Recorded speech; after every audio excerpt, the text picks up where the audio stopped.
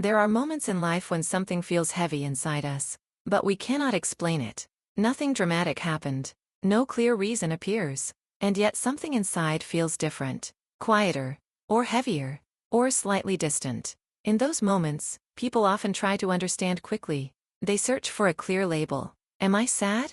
Am I angry? Am I disappointed? But emotions do not always arrive with names. Sometimes they arrive as sensations. A tension in the chest, a quiet restlessness, a strange silence inside the mind.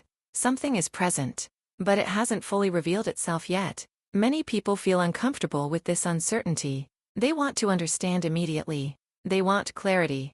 They want answers. So they start analyzing every detail, every conversation, every memory, every possible explanation, trying to solve a feeling like a problem. But emotions rarely work that way. They unfold slowly, like something that needs time to become visible. If you force understanding too quickly, you often create confusion, not clarity, because the mind begins inventing explanations before the emotion has had time to speak. There is a quiet wisdom in allowing emotions to exist without immediately defining them, just noticing them, just sitting with them, without pressure, without judgment. Sometimes an emotion is still forming, like a thought that has not finished its sentence. If you interrupt it too early, you only hear fragments. But if you allow space, the emotion begins to organize itself, slowly, naturally. Many of us were taught that emotions must be controlled or explained immediately. But emotional awareness is not about speed.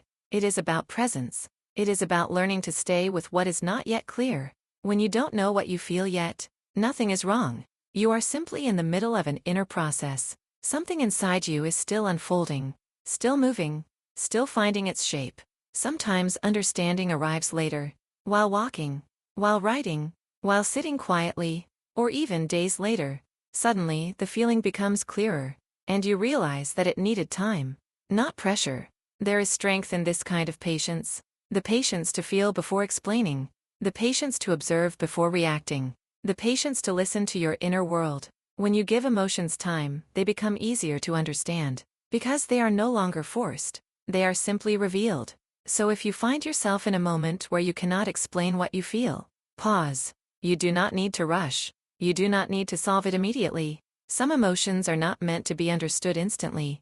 They are meant to be felt first, and understood later.